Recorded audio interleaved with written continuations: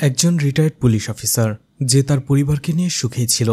এখন তার একটাই স্বপ্ন, তার ছেলেকে সে একজন আইপিএস পুলিশ অফিসার বানাবে। কিন্তু হঠাৎ করেই তার পরিবারে ঘটে যায় অনাকাঙ্ক্ষিত এক ঘটনা। সেখানে একটি খুন হয়ে যায়, আর সেই খুনের দায় থেকে নিজের পরিবারকে বাঁচানোর জন্য সে রিটায়ার্ড পুলিশ অফিসার এমন মাস্টার প্ল্যান তৈরি করে যেটা দেখে আপনি চমকে উঠবেন। তো আজ এমনই একটি সাসপেন্স আর থ্রিলারে ভরা ওয়েব সিরিজ এক্সপ্লেন করতে যাচ্ছি 2021 সালে হিন্দি ভাষায় মুক্তি পাওয়া ওয়েব সিরিজ তাব্বারের সিজন 1। তো hi guys, welcome to my channel ফিল্মের গল্প। এমন নতুন আর অসাধারণ সব মুভি আর ওয়েব সিরিজের এক্সপ্লেনেশন বাংলায় দেখতে চাইলে চ্যানেলটিকে সাবস্ক্রাইব করে রাখতে পারেন। এপিসোড 1-এর শুরুতেই রাতের বেলা ওমকার এবং সারগুনকে দেখানো হয়, যারা গাড়ি নিয়ে রাতের বেলা কোথাও আসছিল। ওমকার গাড়ি থেকে নামতেই দেখতে পায় সামনে একটা ধর্মীয় র্যালি আসছে। সে বলতে থাকে, আমাদের আরও একটু সামনে যেতে হবে। ঠিক তখনই সে দেখতে পায় তার স্ত্রী সারগুন গাড়ি থেকে নেমে গাড়ির পেছনের ডিকিটা খুলছে। এতে তাড়াতাড়ি ওমকার তাকে যে বাধা দেয় এবং বলে শান্ত হয়ে যেন সে গাড়িতে বসে। এরপরেই তারা ধীরে ধীরে তাদের গাড়িটা নিয়ে সেই র্যালির ভেতর দিয়েই পেরিয়ে যায়, আরও কিছুটা দূরে আসে। এরপরে নির্বিলে একটা জায়গায় এসে বস্তাটার ভেতরে আগুন জ্বালাতে শুরু করে। জ্বালানি দিয়ে সেটাকে আগুন জ্বালানো হয়, আর গাড়ির ভেতরে বসেই সারগুন কান্না করছিল। ওমকার যেটা জ্বালাচ্ছিল সেটা ছিল একটা লাশ। সারগুন একটা সময় গাড়ি থেকে নেমে আসে আর কাঁদতে কাঁদতে বলে, আমাদের এটা কি হয়ে গেল, কি করে ফেললাম আমরা। এটা বলেই সামনে রাখা কেরোসিনের তেলটা সে নিজের গায়ে ঢালতে থাকে। এটা দেখে ওমকার দৌড়ে ছুটে আসে এবং সারগুনকে বাধা দেয়, বলে, তুমি এটা কি করছো? ও আমারও রক্ত, আমারও কষ্ট হচ্ছে। সারগুন বলে, গড আমাদের কখনো ক্ষমা করবে না। ওমকার তখন রেগে গিয়ে বলে, গড যদি সত্যিই হতো তাহলে আমাদের সাথে এমনটা হতো না। সে সারগুনকে নিয়ে গাড়িটা নিয়ে সেখান থেকে চলে যায়। এরপরেই 2 সপ্তাহ আগের ঘটনা দেখানো হয়, যেখানে ওমকার সারগুনকে যোগব্যায়াম করাচ্ছিল। এরপরে ওমকারের ছোট ছেলে ত্যাগীকে দেখানো হয়, যে সকাল থেকে ঘুম থেকে উঠেই তার মায়ের সাথে কাজে সাহায্য করে। আসলে ত্যাগী বাড়িতেই থাকে, পড়াশোনা করে। অন্যদিকে তার ভাই হ্যাপি দিল্লিতে থেকে পড়াশোনা করে। ওমকারকে দেখা যায় সে কিছু একটা জিনিস নেওয়ার জন্য একটা ট্রাঙ্ক খোলে। সেখানে তার একটি গান দেখতে পাওয়া যায়। আসলে ওমকার একজন রিটায়ার্ড পুলিশ অফিসার। এরপরেই ওমকার বের হয়ে যায় তার কাজে। ওমকার যখনই যাচ্ছিল তার বাইকটাকে থামিয়ে দেওয়া হয়, কারণ সেখান দিয়ে একটি র্যালি যাচ্ছিল। একজন নেতা ভাষণ দিতে আসছিল, কিন্তু রেগে সে সেখান থেকে চলে যায়। তখনই পাশ দিয়ে আরও একটি র্যালি যায় আজিজ সুধীর নামে। এই আজিজ সুধী ছিল তার প্রতিদ্বন্দ্বী। সে রেগে সেখান থেকে চলে যায়। এরপরেই আজিজ সুধীর একজন লোককে দেখানো হয়, যার নাম ছিল চাচাজি। সেখানকার লোকদের সে কাজ করতে বলে, কিন্তু সেই লোকগুলো কাজ করছিল না। ঠিক তখনই সেখানে পঙ্কজ নামের আরও একজন লোককে আসতে দেখা যায়, যাকে দেখার সাথে সাথেই সেই লোকগুলো কাজে নেমে পড়ে ভয়ে। চাচাজি যখন পঙ্কজের সাথে দেখা করে, পঙ্কজ তাকে জিজ্ঞেস করে, মুহিফের ফ্লাইট কয়টায়? এই মুহিফ হচ্ছে আজিজ সুধীর ছোট ভাই, আজকে তার বাড়িতে আসার কথা। চাচাজি বলে, মুহিফ তো ছোট নয়, ও একাই চলে আসবে, ওকে আনতে যাওয়ার কি হলো? তখনই পঙ্কজ বলে, আজিজ স্যার নিজে আমাকে বলেছে ওকে আনতে যেতেই হবে, এটা তার অর্ডার। তখনই চাচাজি বলে, ঠিক আছে, তোমার আনতে যেতে হবে না, আমি যেয়ে নিয়ে আসবো, ওর সাথে আমার কথা হয়েছে। এরপরেই ওমকারকে দেখা যায় তার বড় ভাইয়ের বাড়িতে আসতে, তার সাথে দেখা করতে, এবং তার সাথে একটা সময় বলে যে খরচ সবকিছুই বেড়ে গেছে, তাকে যদি কিছু টাকা ধার দেওয়া যেত তাহলে তার ভালো হতো। তার বড় ছেলে হ্যাপির পড়াশোনাটাও সে চালিয়ে যেতে পারত। কিন্তু ওমকারের বড় ভাই বলে, টাকার প্রয়োজন হলে বাড়িটা বিক্রি করে দাও, এখন ইলেকশনের সময়, এই সময় আমি তোমাকে কোনো টাকা দিতে পারবো না। ওমকার বলে, তুমি কি বলছো? ওই একটা জিনিসই আমার মায়ের স্মৃতি হয়ে আছে, আর ওটাই আমি বিক্রি করে দেব? মন খারাপ করে ওমকার সেখান থেকে চলে আসে। এরপরেই ওমকার তার দোকানে আসে। আসলে পুলিশ থেকে রিটায়ারমেন্ট করার পরে সে একটি নিজের দোকান দিয়েছে, সেটা দিয়েই তার সংসার খরচ চলে যায়। দোকানে আসতেই দেখতে পায় পলক তার বাবা সুনীলের সাথে তাদের দোকানে এসেছে। সেখানে সে পলকের সাথে কিছুটা কথা বলে, কারণ পলকও আইপিএসের এক্সাম দেবে, আর পলক খুবই কনফিডেন্ট ছিল সে পাশ করে যাবে। ওমকার এতে অনেক খুশি হয়। তার বাবা সুনীল পলককে নিয়ে সেখান থেকে চলে যায়। রাতের বেলা ওমকার যখন বাড়ি ফিরে, তার ছোট ছেলে তার স্কুটিতে কেকের একটা প্যাক দেখতে পায়। সে জিজ্ঞেস করে, কেক কিসের জন্য? সারগুন বলে, হ্যাপি টেস্টে টপ করেছে, এই জন্যই। ত্যাগী কিছুটা তুচ্ছতাচ্ছিলের সাথেই বলে, সেটা একটা মক টেস্ট ছিল মা, এতেই এত খুশি হওয়ার কি আছে? সারগুন বলে, তুমি সেটা বুঝবে না, যাও কেকটা নিয়ে রেডি করো। ওমকার দেখতে পায় তার স্ত্রী সার্গুনের রান্না করতে অনেক কষ্ট হচ্ছে, তাই সে নিজেই রান্না করতে শুরু করে। ওমকার আসলে নিজের পরিবারকে অনেক বেশি ভালোবাসে। ত্যাগী তখনই টিভিতে একটি নিউজ দেখতে পায়, সেটা হচ্ছে পুলিশরা নতুন ড্রাগ জব্দ করেছে, যেটা হচ্ছে ইয়েলো কালারের মতো, আর এর স্মাগলিংকারীদের তারা দ্রুত ধরে ফেলবে, সেটাই নির্দেশ দেওয়া হয়। তখনই বাড়িতে ফিরে ওমকারের বড় ছেলে হ্যাপিকে দেখে সবাই খুশি হয়ে যায়। ত্যাগী দৌড়ে এসে বলে, ভাই আমার জন্য মোবাইল এনেছো? হ্যাপি বলে, এইবার আনতে পারিনি, দোকানটা বন্ধ ছিল, পরের বার আমি ঠিক আনবো। ত্যাগীর মনটা খারাপ হয়ে যায়। ওমকার বলে, মন খারাপ করিস না, এখন ব্যাগটা উপরে নিয়ে রেখে আসো। ওমকার তার বড় ছেলেকে বলে, পড়াশোনাটা ঠিক মতো করো, আসার সময় তো ড্রিঙ্কস করেছো, সেটা তোমাকে দেখেই বোঝা যাচ্ছে, এতে যেন পড়াশোনার কোনো ঘাটতি না হয়। হ্যাপি বলে, আসার সময় বন্ধুরা একটু জোর করেছিল তাই। ওপরতলার ঘরে ব্যাগটা রাখার পরেই ত্যাগীর কিছু একটা মনে হয়, কারণ এর আগেও তার বড় ভাই হ্যাপি তাকে অনেকবার সারপ্রাইজ দিয়েছে। এইবারও হয়তোবা মোবাইল এনে তাকে মিথ্যে বলেছে যে মোবাইল আনেনি। তাই কৌতূহল নিয়েই সে ব্যাগটা খোলে, আর সেখানে একটি মোবাইলের প্যাকেট দেখতে পায়, যেটা দেখে ত্যাগী খুব খুশি হয়ে যায়। সে তার বড় ভাই হ্যাপির জন্য খুব খুশি হয়, আর সাথে সাথে তার বন্ধুকে কল করতে শুরু করে খুশির খবরটা দেওয়ার জন্য। এরপরেই দরজায় নক হয়, দেখা যায় একটি ছেলে এসেছে। সে হ্যাপির কথা জিজ্ঞেস করে, বলে, আমি মহিব, আসলে ট্রেনে আমরা একসাথে এসেছিলাম, কিন্তু ওর আর আমার ব্যাগটা একই কালার হওয়াতে ব্যাগটা এক্সচেঞ্জ হয়েছে। ওর ব্যাগের ভেতরে আমি ওর ড্রাইভিং লাইসেন্স দেখতে পেয়েছি, সেখান থেকেই ঠিকানা নিয়ে এখানে চলে আসলাম। হ্যাপি বলে, দুঃখিত, আসলে একই রকম তো, আমি খেয়াল করিনি। সাথে সাথে দৌড়ে উপরে চলে যায় ব্যাগটা নিয়ে আসার জন্য।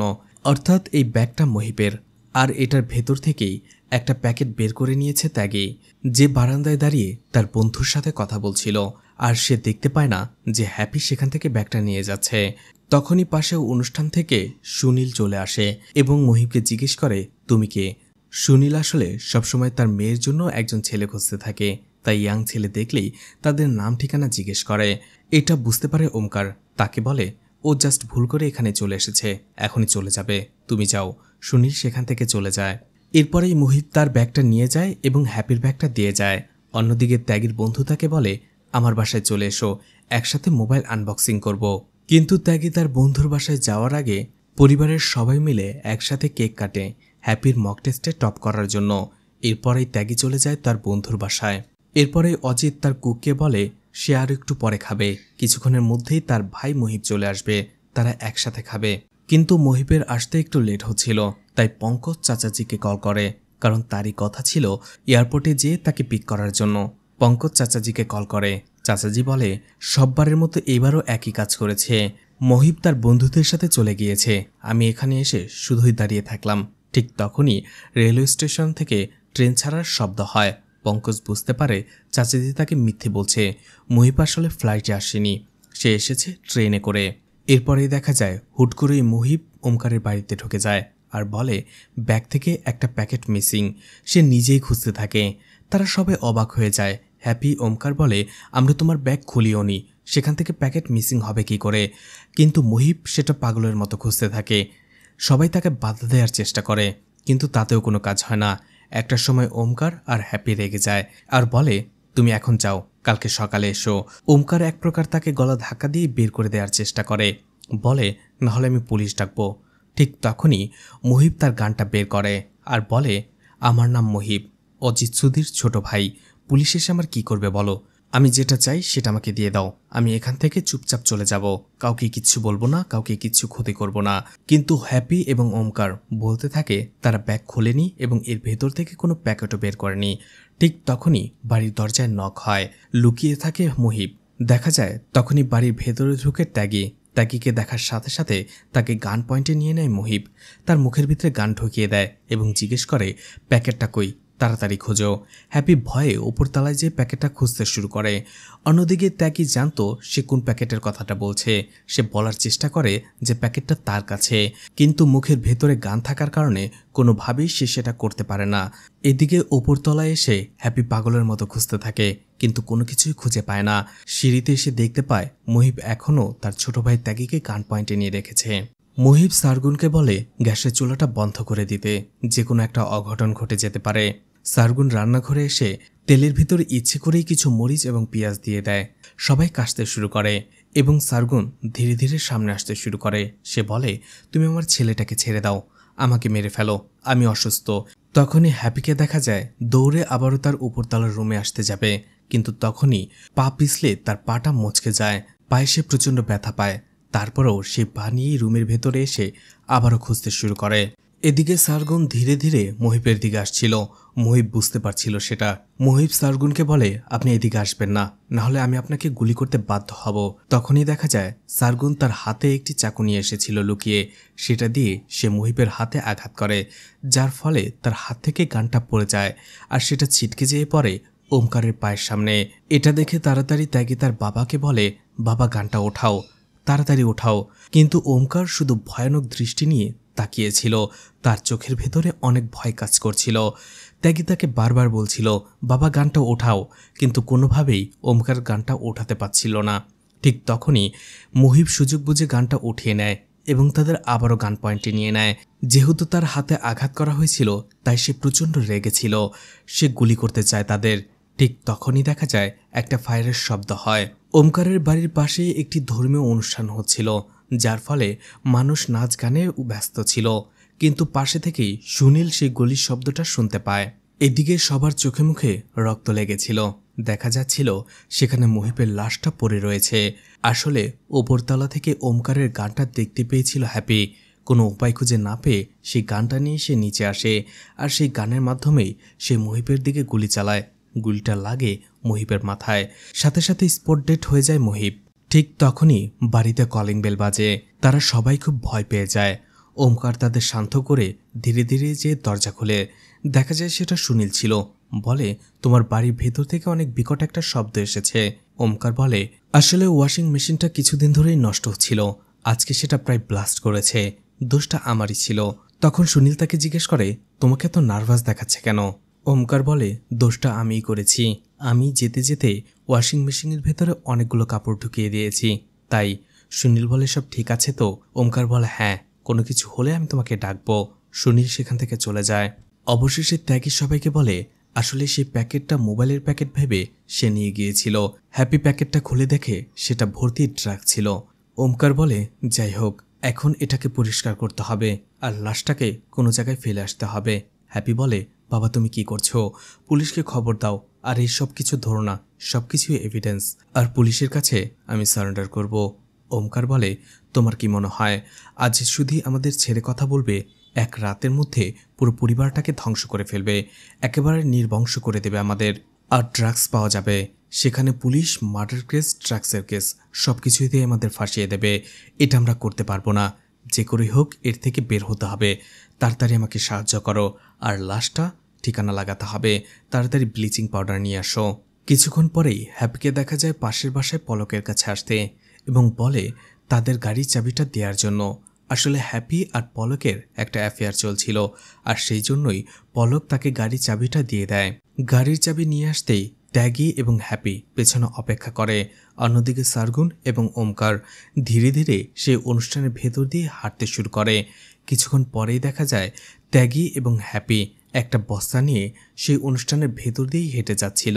আসলে সবাই অনুষ্ঠান নিয়ে ব্যস্ত ছিল, আর যারাও দু একজন জিজ্ঞেস করছিল তারা বলছিল এটা সবজির ব্যাগ, তাদের দোকানে নিয়ে যাচ্ছে। তাড়াতাড়ি গাড়ির ডিকিতে বস্তাটা ভরে ফেলে। গাড়িটা যখনই স্টার্ট দিতে যাবে তখনই সেখানে একটা পুলিশের গাড়ি চলে আসে। সেখানে সেই পুলিশ ছিল লাকি, যে ছিল ওমকারের বড় ভাইয়ের ছেলে, অর্থাৎ হ্যাপের কাজিন। লাকির আসলে পাশের একটা অনুষ্ঠানে ডিউটি পড়েছিল, তাই সে ভেবেছিল তাদের সবার সাথে দেখা করবে, কিন্তু ওমকার বলে সে তার দোকানে সবজি রাখতে আসছে, এই জন্যই তারা যাচ্ছে। লাকির কিছুটা সন্দেহ হয়। তখনই সার্গুন বলে, আসলে হ্যাপি মক টেস্টে পাশ করেছে তো, তাই আমরা সবাই ভাবলাম একটু ঘুরে আসি। লাকি ব্যাপারটাকে হালকাভাবেই নেয়। তারা সেখান থেকে যেতে শুরু করে, কিন্তু তখনই পলকের গাড়িটা স্টার্ট নিচ্ছিল না। লাকি এসে দেখতে পায় সেটার ফুয়েল শেষ হয়ে গেছে। তখনই লাকি বলে, চলো আমরা তোমাদের পৌঁছে দেই।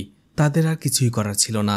সেই লাশের বস্তাটা নিয়ে লাকির সাথে পুলিশের জিপে নিয়ে যেতে থাকে। এপিসোড 1 এখানে শেষ হয়ে যায়। এপিসোড 2 এর শুরুতেই দেখা যায় পরদিন সকালেই দোকান আগে খুলে ওমকার, তখনই দোকানে থাকা আরও একটি ছেলে আসে। দোকানে ঢুকতেই সে কোনো কিছু একটা গন্ধ পায়। সে ভাবে সেটা স্টোর রুম থেকে, সেটা সে চেক করতে চায়, কিন্তু ওমকার বলে, তোমার সেটা চেক করতে হবে না, বাইরের জিনিসগুলো ভেতরে নিয়ে রেখে আসো, আমি ওটা দেখছি। আসলে গতকালকে লাকি যখন জিপ নিয়ে এসেছিল তখন বাধ্য হয়েই মহিপের লাশটা এই স্টোর রুমে আটকে রাখে। এদিকে পরিবারের সবাই খুব ভয়ে ছিল। দুই ভাইকে একসাথে কথা বলতে দেখা যায়। হ্যাপি একটা সময় বলে, তোকে কে বলেছিল ব্যাগটা নিয়ে যেতে? অন্যদিকে ত্যাগী হ্যাপির দোষ দেয়, বলে তুমি যদি আসার সময় ড্রিঙ্কস করে না আসতে তাহলে ভুলে তুমি মহিপের ব্যাগটা নিয়ে আসতে না। এদিকে লাকি বাড়ি ফিরতেই তার মা বলে, তোমার কোথায় চোট পেয়েছে? তোমার এই ইউনিফর্মে রক্ত আসলো কোত্থেকে? তখনই লাকি দেখতে পায় তার ইউনিফর্মে একটু রক্ত লেগেছিল। সে বুঝতে পারে না এটা কোথা থেকে আসলো। এদিকে লাকি তার বাবার সাথে কথা বলছিল। সে বলতে থাকে তার এই চাকরির পাশাপাশি পড়াশোনা করা উচিত, কিন্তু তার বাবা বলে যেটা পেয়েছো সেটাই করতে থাকো। আসলে লাকির এই চাকরিটা তেমন ভালো লাগে না, কারণ একজন পুলিশ অফিসার হিসেবে তার যেসব কাজ করা দরকার সেটা সে করতে পারছে না। তাকে দিয়ে পুলিশ স্টেশনের ফুড ফরমাস শোনানো হচ্ছে। ওমকারের দোকানে কাস্টমার আসে। সে একটা প্যাকেট চায় যেটি স্টোর রুমে ছিল। ছেলেটা যে নিয়ে আসতে চায়, কিন্তু ওমকার বলে লাগবে না, সেই প্যাকেটটা সে এখানে আর বিক্রি করে না। মহিলাটি সেখান থেকে যাওয়ার সময় বলে, আপনার দোকানে একটা অদ্ভুত বাজে গন্ধ আসছে, এটা একটু চেক করুন। মহিলাটি যাওয়ার পরেই ছেলেটি বলে, আমি দেখে আসছি, হয়তো স্টোর রুমে কোনো ইঁদুর মরেছে। কিন্তু ওমকার বলে, আমি সেটা দেখে নেব, তুমি বাইরের কাজগুলো করো এবং আমার জন্য যে লাঞ্চ নিয়ে এসো। এই বলে ছেলেটাকে সেখান থেকে সে তাড়িয়ে দেয়। এরপরে একা একা সে স্টোর রুমে আসে এবং স্প্রে করতে থাকে, কিন্তু তার পায়ে লেগে কিছু একটা ভেঙে যায়। যখনই সে লাইট অন করে সেটা দেখে সে ভয় পেয়ে যায়, কারণ মহিবের লাশটা পোকামাকড় ইঁদুর ইতোমধ্যে খেতে শুরু করেছে, যেটা দেখতে খুবই ভয়ঙ্কর রূপ নিয়েছে। সেটা দেখে ওমকার নিজেও প্রচণ্ড ভয় পেয়ে যায়। তাড়াতাড়ি বাইরে আসে, কিন্তু দেখতে পায় মহিবের রক্ত ধীরে ধীরে বাইরে আসতে শুরু করেছে। এদিকে চাচাজি এবং আজিজ শুধু কথা বলতে থাকে। আজিজ টেনশন করছিল, তার ছোট ভাই মহিব এখনো বাড়ি ফেরেনি। চাচাজি বলে, তুমি টেনশন করো না, হয়তো বন্ধুদের সাথে আছে, এসে পড়বে, তুমি তোমার ইলেকশন ক্যাম্পেইনের দিকে মনোযোগ দাও। এরপরেই চাচাজিকে কে কল করে আর বলে, আমরা মালগুলো এখনো পাইনি। আসলে এই চাচাজি এবং মহিব মিলেই সেই ইয়েলো ড্রাগসের বিজনেস করত। চাচাজি বলে, টেনশন করবেন না, 1-2 দিনের মধ্যে মালটা আপনারা পেয়ে যাবেন। এদিকে মহিবের বাড়ি না ফেরার বিষয়টা পঙ্কজের আগে থেকেই সন্দেহ হচ্ছিল। সে বুঝতে পারছিল চাচাজি এই বিষয়ে কিছু জানে, তাই চাচাজিকে গাড়িতে বসায় আর এমনভাবে ড্রাইভিং করে যাতে চাচাজি ভয় পেয়ে যায়। চাচাজি বলে, সেদিন আসলে মহিবের ফ্লাইট আসার কথা থাকলেও সে ট্রেনে আসে আর রেলওয়ে স্টেশনে সে নেমেছিল, কিন্তু তার ব্যাগটা এক্সচেঞ্জ হয়ে গিয়েছিল, সেটা ফেরত আনতেই সে গিয়েছিল। এই যে দেখো, আমাকে SMS দিয়েছে। পঙ্কজ সেটা চেক করে। চাচাজি বলে, তুমি টেনশন করো না, ও ফিরে আসবে। এছাড়া মহিব যে ইয়েলো ড্রাগসের বিজনেস করত সেটাও জানায় চাচাজি। এদিকে দেখা যায় পুলিশের কন্ট্রোল রুমে একজন ফুড ডেলিভারি বয় তার হেলমেট চুরি হয়ে যাওয়ার কমপ্লেন লেখায়। লাকি সেখানে আসে। সেখানেই একটা এটিএম বুথ ছিল আর সেই এটিএম বুথের সিসিটিভি কাজ করছিল, যার ফলে সেটা তারা চেক করে। কিন্তু সেই ফুটেজ চেক করতে যেয়ে সেখানে তারা আজিজ সুধীর ছোট ভাই মহিবকে দেখতে পায়। এরপরেই হেলমেট খোঁজার জন্য তারা ফুটেজটা কালেক্ট করে নেয়। রাতের বেলা দেখা যায় আবারও মহিবের লাশটা বাইরে ফেলার জন্য হ্যাপি দোকানে আসে, আর ওমকার দোকানের ভেতরেই ছিল। লাশটা নিয়ে যখনই তারা বের হবে দোকানে নক হয়। হ্যাপি তড়িঘড়ি করে বাইরে আসে। দেখা যায় সেটা ছিল সুনীল। সুনীল সেখানে চিনি নিতে এসেছিল। হ্যাপি তাকে বিভিন্ন কথা বলে আটকানোর চেষ্টা করে, কিন্তু সুনীল বলে সে নিজে যেয়ে দেখবে। তার একটু সন্দেহ হয়ে যায়, এজন্য জোর করেই একটা সময় দোকানের ভেতরে ঢুকে যায় সে। কিন্তু সুনীল কথা শুনতে পেয়ে আগে থেকেই মহিবের লাশের বস্তাটা লুকিয়ে ফেলে ওমকার এবং সে নিজেও লুকিয়ে পড়ে। দোকানের ভেতরে ঢুকতেই সুনীল বুঝতে পারে সেখানে কিছু একটা গন্ধ আসছে। বলে, তোমরা দোকান চালাও আর দোকানটাকে ঠিকমতো পরিষ্কার করতে রাখতে পারো না, নিশ্চয়ই কোথাও ইঁদুর মরে পড়ে আছে। সেটাই সে খুঁজতে শুরু করে।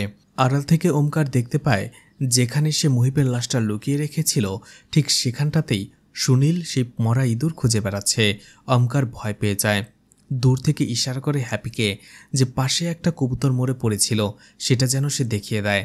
হ্যাপিও তড়িঘড়ি করে বলে, আঙ্কেল এই যে পেয়েছি, এটা থেকেই গন্ধ আসছিল। সুনীলও বুঝে যায় যে হ্যাঁ, এটা থেকেই গন্ধ আসছিল। এরপরে একটা সময় তার প্রয়োজনীয় জিনিস নিয়ে সুনীল দোকান থেকে তড়িঘড়ি করে বের হয়ে যায়। আর তারা বের হতেই হ্যাপি এবং ওমকার মহিবের লাশটা নিয়ে নির্জন একটা ব্রিজের কাছে আসে। এদিকে আজিজ সুধীর অপোনেন্ট পার্টির লিডার আজিজ সুধীরকে ফাঁসানোর জন্য একটা ভিডিও পায়। সে একজন পুলিশ অফিসারকে সেটা দেখায়, বলে আমি ইতোমধ্যে মিডিয়াতে এটা পাঠিয়ে দিয়েছি, এখন তুমি শুধু এটাকে আগুনের মতো ছড়িয়ে দেবে। আসলে আজিজ সুধীর তার নির্বাচন প্রচারণায় বলেছিল যে সে পাঞ্জাবকে ড্রাগস মুক্ত করবে, আর এর জন্য পাঞ্জাবে সে কয়েকটি নিরাময় কেন্দ্রও তৈরি করে। কিন্তু নিউজে দেখানো হয় আজিজ সুধীর সেই নিরাময় কেন্দ্রে হয়তোবা প্রথম পেশেন্ট তার ভাইকেই হতে হবে। তখনই তারা একটা ভিডিও দেখায় যেখানে তার ভাই মুহিব ড্রাগস নিয়ে মেতে রয়েছে। আসলে এই ভিডিওটাই অপোনেন্ট পার্টির লিডার মিডিয়ার কাছে ফাঁস করে দিয়েছিল, যার ফলে আজিজ সুধীর সবার কাছে অপমানিত হয়। এরপরেই রেগে গিয়ে আজিজ সুধীর চাচাজিকে কল করে আর বলে মুহিব কোথায়, ওর জন্য আমার সবকিছু শেষ হয়ে গেল। পঙ্কজ তাকে সত্যিটা বলতেই যাচ্ছিল, কিন্তু চাচাজি তার কাছে হাত জোর করে। পঙ্কজ মুখ চেপে যায় আর বলে আমি ওর খোঁজ নিয়ে তোমাকে জানাচ্ছি, ও তাড়াতাড়ি বাড়ি ফিরবে। চাচাজি এবং পঙ্কজ রেলওয়ে স্টেশনে এসে মুহিবের খবর নেয়, তার ছবি দেখিয়ে অটোওয়ালাকে জিজ্ঞেস করে এবং সেখান থেকে তারা জানতে পারে যে দীপনগরে গিয়েছিল মুহিব। হ্যাপি বলে বাবা যদি লাশটা কেউ পেয়ে যায়। ওমকার বলে পাবে না, কালকে সকালেই গেট খুললে নদীর পানিতে ভেসে লাশটা পাকিস্তানে চলে যাবে, কেউ পেলে পাকিস্তানে পাবে, আমাদের আর কোনো টেনশন করতে হবে না। এদিকে সুনীল বাড়িতে যাওয়ার সময় রাস্তায় দেখতে পায় অজিত সুধীর গাড়ি এবং অজিত সুধীর দুইজন লোক ছবি দেখিয়ে কাউকে কিছু জিজ্ঞেস করছে। কৌতূহলবশত সেও দেখতে যায়। চাচাজি সুনীলকে মুহিবের ছবি দেখায় এবং জিজ্ঞেস করে একে দেখেছে কিনা। সুনীল ছবিটা দেখেই চিনতে পারে, কিছুটা ভয় পেয়ে যায়, কিন্তু তারপরে কোনো একটা কারণে সে মুখ খোলে না, বলে দেখেনি। পঙ্কজ তাকে সন্দেহ করে এবং ভালো করে জিজ্ঞেস করে যে ছেলেটাকে সে দেখেছে কিনা, কিন্তু সুনীল কথা এড়িয়ে যায়, বলে সে দেখেনি। এখানেই এপিসোড 2 শেষ হয়ে যায়।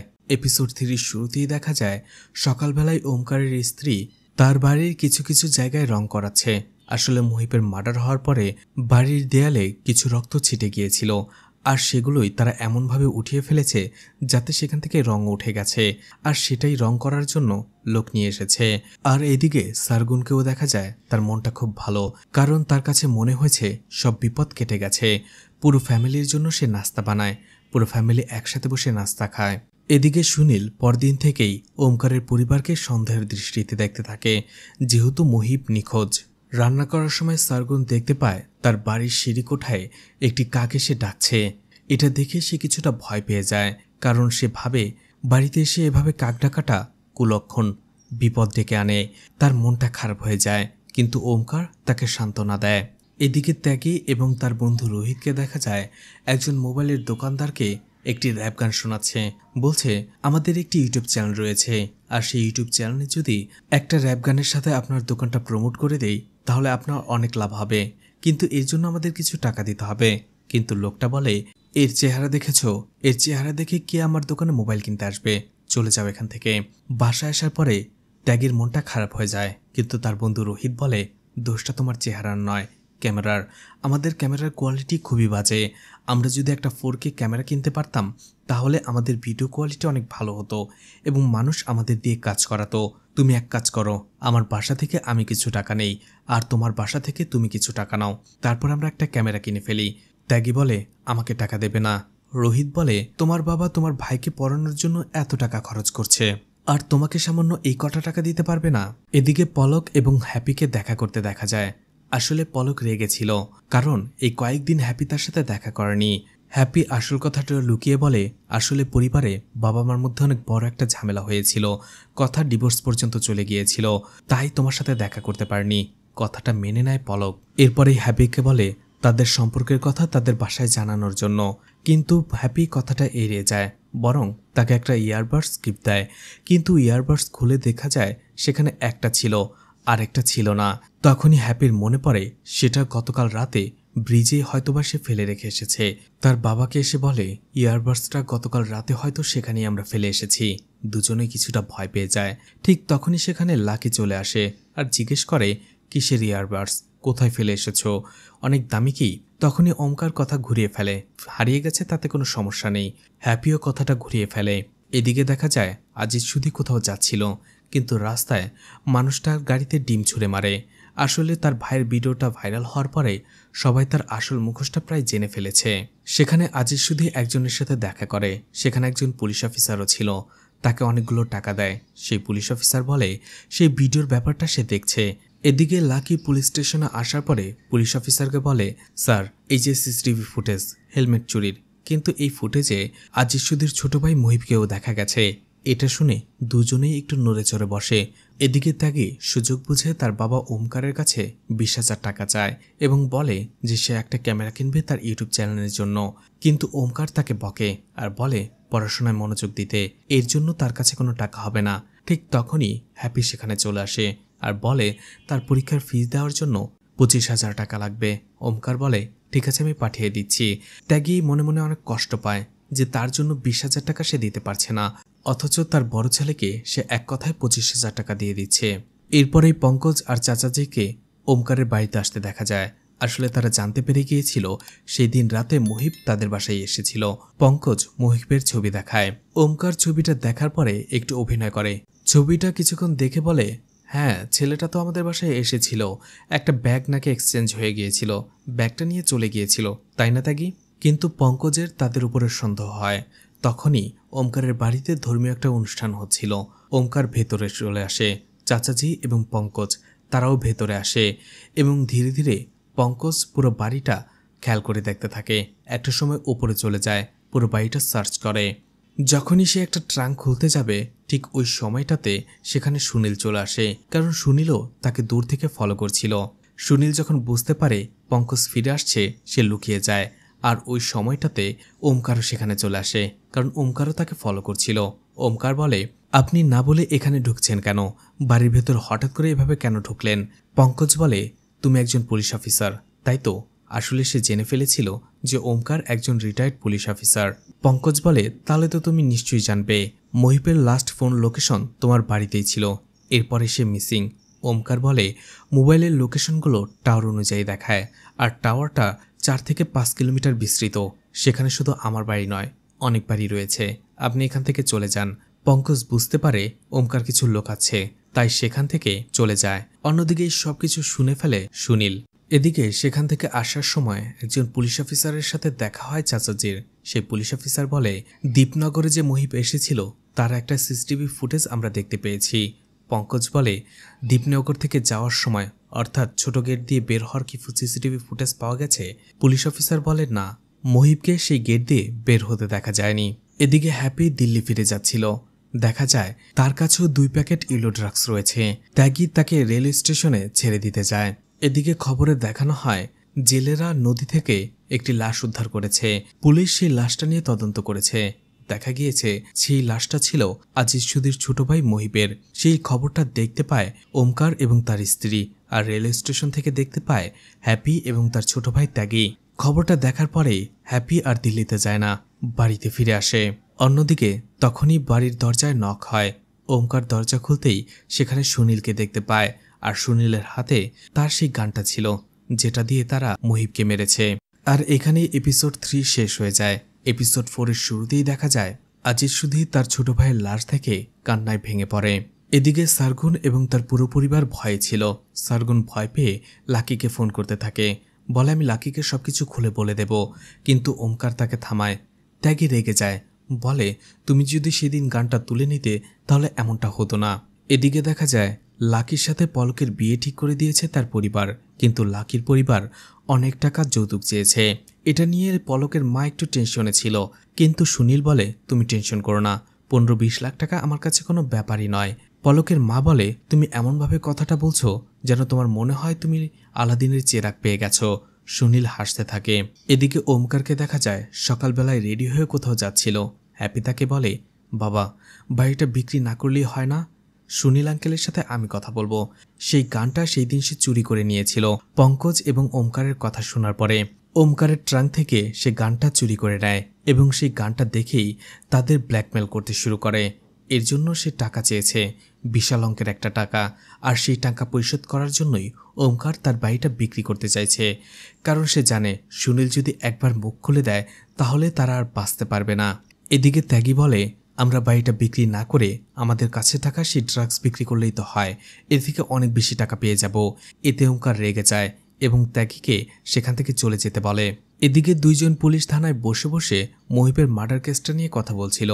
তারা বলছিল মুহিব ড্রাগস নিয়ে ব্যস্ত ছিল, হয়তো বা ড্রাগস বিজনেস করতে যেই কেউ তাকে মেরে ফেলেছে।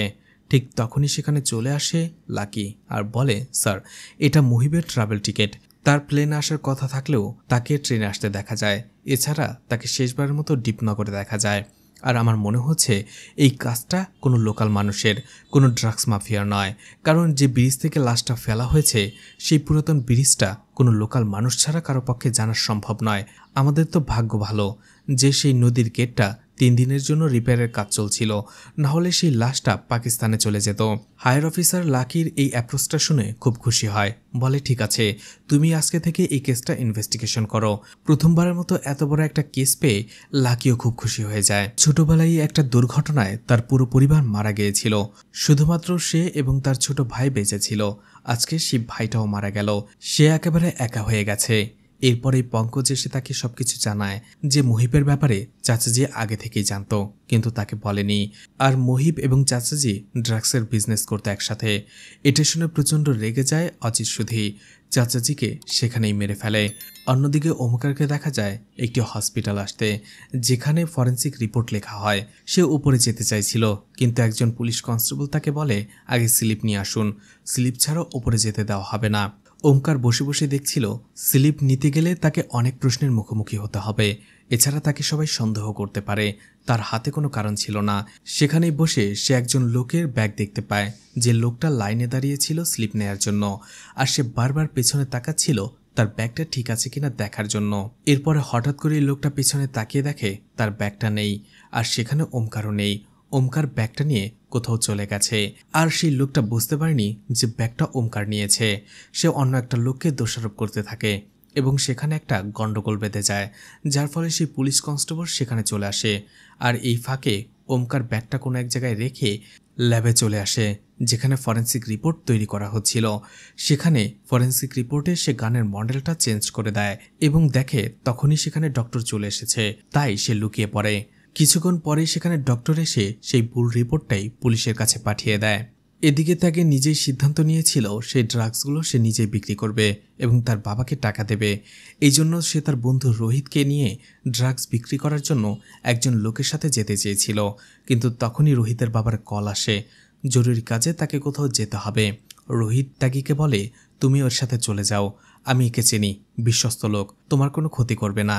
রোহিতের কথা শুনে ত্যাগী তার সাথে চলে আসে। এদিকে হ্যাপি তার চাচার কাছে এসেছিল তাদের বাড়িটা বিক্রি করার জন্য একজন কাস্টমারের খোঁজে। তখনই সেখানে লাকি আসে। লাকি আসলে খুব খুশি ছিল, কারণ ছিল দুটো, একটা পলকের সাথে তার বিয়ে ঠিক হয়েছে, আর একটা বড় একটা কেস পেয়েছে। পলককে সে আগে থেকেই পছন্দ করত, এই জন্য সে খুব খুশি। তখনই হ্যাপির কাছে একটা কল আসে, কলটা ছিল পলকের। হ্যাপি একটু দূরে যেয়েই কথা বলতে থাকে। পলক বলে তার ফ্যামিলি লাকির সাথে তার বিয়ে ঠিক করে দিয়েছে, এখন তুমি কি করবে সেটা তুমিই ভালো জানো।